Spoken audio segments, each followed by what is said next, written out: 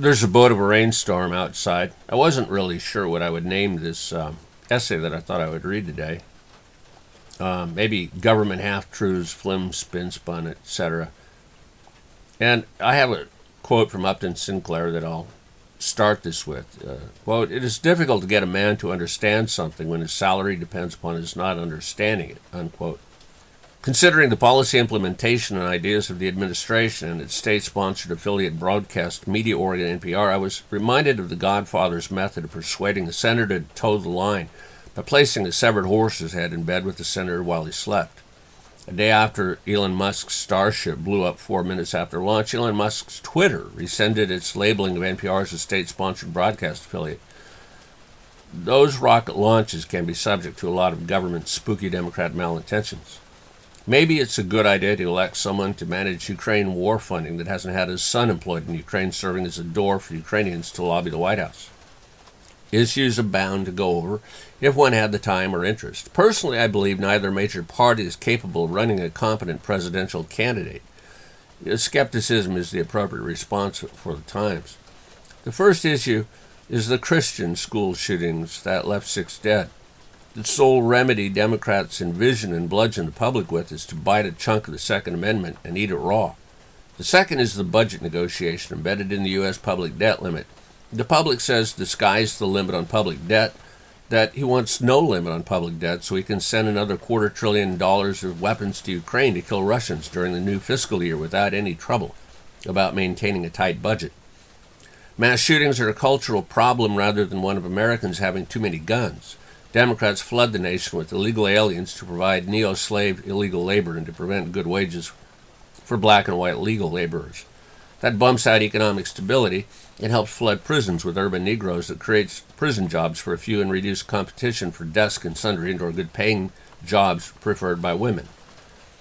Mass shootings just didn't happen in schools before the Clinton administration's surge of killings from Colorado to Oregon when it was all the rage.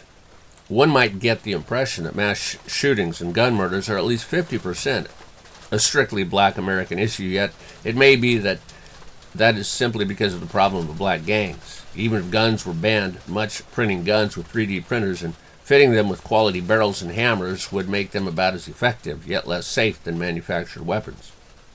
Criminals would have a flourishing business making and selling guns to criminals somewhat more easily than they can produce fentanyl and heroin, I would guess. Democrats may wish to be able to disarm Americans to more readily intimidate them politically and socially with thugs and goons at the door.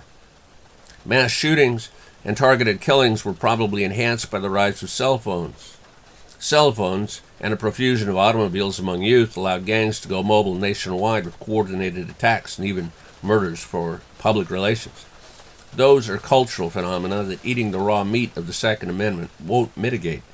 A nation promoting homosexual marriage and mass illegal migration into its urban core areas, while saturating the southern countryside, is likely to have a rise in cultural displacement and conflict phenomena. Public education may have declined in quality as well, for a number of sociologically based reasons.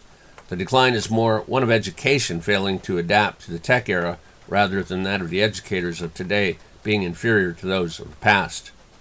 Plainly, though hundreds of Americans die each year from mass killings, it would be possible to save 25,000 lives each year in the nation if automobiles and trucks were banned from the streets. If streets were given over to bicycle rides, countless pedestrians mowed down from behind by fast-moving and increasingly silent automobiles would be spared. Because Democrats drive cars, they have no concern about replacing cars with fast underground electric-guided transit tubes crossing the nation to save lives. No matter, there are other issues to consider. One is that of the U.S. Censoring political speech and social media. Because social media is the primary venue for American political discourse wherein citizens can directly express political ideas, the rise of Obama-era censorship was a caustic additive. Its basic ingredient for growth was the homosexual lobby to expropriate and redistribute marriage from heterosexuals. Democrats decided that any political speech that included terms they didn't like was hate speech. It might be an example of hate speech whereby a writer said that darkness overcame the earth each night, if a censor construed darkness as a code word for African Americans and equivalent to flag it. Corporate owners of social media purged their ranks of dissidents to homosexual marriage and supported the elimination of free speech in mass of writers using even a few words on a corporate hate list lexicon. The rich and homosexual corporate social media power to define what is or isn't hate speech was banned from the start, yet effective as a surge of political power to let a Democrat Congress push homosexual marriage into law. Yet the residual effect was to leave the left-controlled corporate censorship of social media intact. It was able to find ways to delete the antipathetic political speech in additional ways. Tucker Carlson and Dan Lemon, being fired recently, could team up as a minor news network to form the core of a radical tell-it-like-it-is analysis staff. Fox News, paying vast punitive damages, sought to eliminate controversy that might interfere with recovery of profit, and CNN wanted to eliminate a male that had stepped over the narrative paint line by the numbers approach to news to improvise a personal pail of shade to throw on Nikki Haley in response to Haley's bucket of shade thrown on President Joe the Old Biden. In my opinion, Donald Trump would crush Joe Biden at shuffleboard mano a mano. The 2024 presidential race could lift some real sleepers to the finals. I stipulate that an exceptionally well-qualified candidate beyond age 80 with a clearly articulated platform responding to real challenges could serve as president. Yet neither Joe Biden or Donald Trump fit that criteria.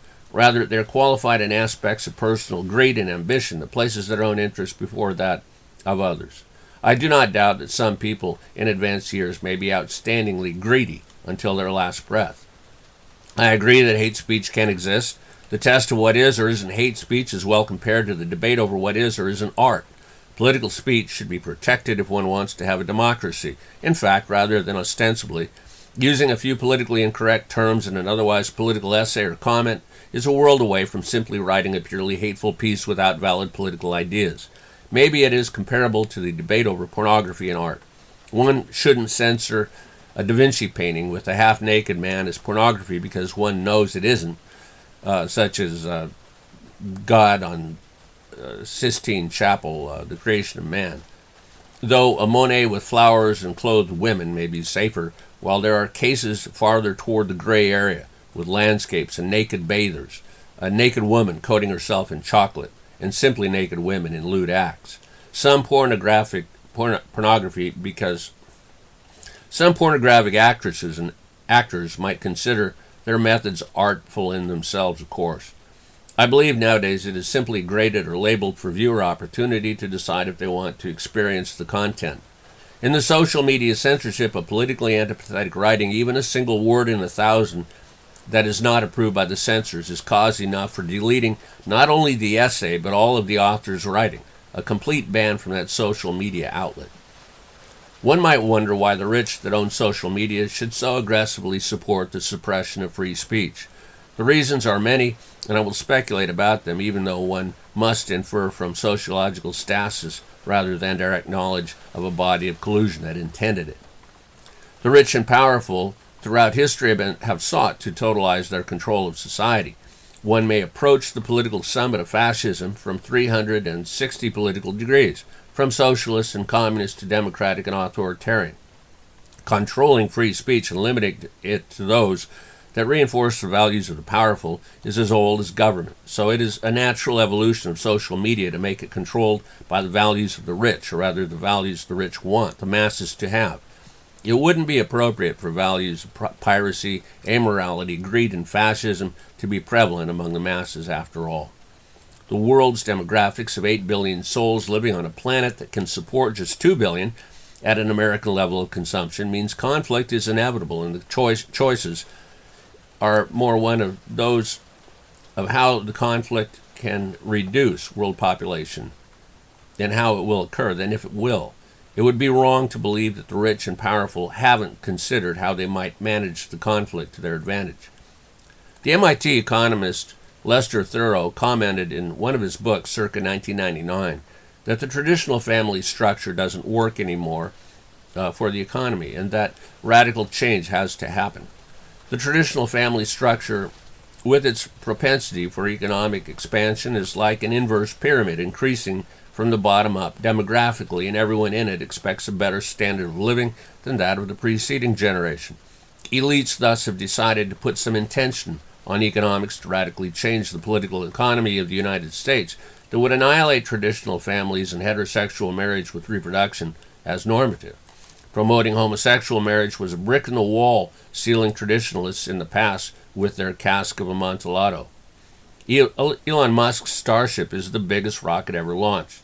If one could load it with 100 passengers and 100 others like it each day and send them to Mars, only 3,650,000 people from Earth could travel to Mars in a year. In a century, that would be 365 million people. Plainly, with the present Earth population being more than 8 billion, just a tiny minority of the Earth's human population could relocate to Mars if the Earth ecosphere collapses and it becomes uninhabitable as a result of war or abuse. I have felt for decades that electromagnetic mass drivers are the best way to have continuous heavy lift launches from Earth to Earth orbit. One need just overcome the friction into orbit's minutes challenge to create, in effect, a space-trained machine gun. Chinese rocket paradigmata are far more than 1,000 years old, while electrical mass drivers are fairly recent. Humanity is slow to change its economic infrastructure methods. It stays with precedent paradigms. War is a traditional practice. It is naturally human to apply methods of war to solve human overpopulation in regard to resources available problems, in my opinion. That is the paradigm Democrat Party elites and the rich have applied to the political economy of the United States. It is necessary in that paradigm to suppress free speech to expedite the conversion of the masses to atheism and amorality. A spineless amoeba-like electorate of worms following designated leader actors as mindless followers is preferable to a restive-free society lacking political wisdom. My preference is for an informed electorate with actual free speech and a democracy or republic synthesis. It has been noted that a democratic society well informed that willfully follows a particular course of action is the most effective of numerous forms of governance and mass action. Solving the world demography challenges through real rather than ostensible democracy is the only way, besides the second coming of Christ, that traditional liberal values, including that of traditional families and heterosexual marriage, can persevere. The dystopian scenarios of elite marionettes behind the scenes pulling the strings of a sham democracy like that of the United States are many. Humanity may be conformed like immoral sardines before losing their minds altogether via some new dope or doped product. The big sleep may peacefully transition billions of souls overnight to the great beyond, leaving the elites and immune minions to repair the mostly vacant planet's ecosphere. It should be possible to continue the present structure alternatively with nuclear family forms intact and protect the individual civil and human rights of Americans, including the Second Amendment, intact. That would require eliminating poverty directly with guaranteed basic income and taxation of the rich at a war level of 90%. Ecological economic practices need be implemented in jobs restoring the ecosphere created with government policy. Patent exclusivity should be reduced to 5 years with royalties of 10% going to patent holders after 5 years. Border security should be total without illegal entry in order to allow sane democratic policy accounting to actualize. The United States should be a coordinator of neighbor, nation, ecological, economic, political, economy transitions that conserve the ideal of technological progress, adapted to be non-exclusive with the ideal of restoring the planetary ecosphere to health. Make no mistake, President Biden is a spoiler of staging real ecological economic progress. While no Democratic Party candidate has ever expressed competence in ecological economics or presented a viable platform to transition the nation to one without displacing the masses and throwing them into gross mass chaos, neither has President Biden understood the challenges facing the nation. Instead, he has invested in a completely avoidable, protracted war in Europe and proclaimed that his administration has done more than any other to implement good ecological policies that were not much at any rate. Most presidential executive actions to legislate from the White House through regulation are reversible by the next antipathetic president.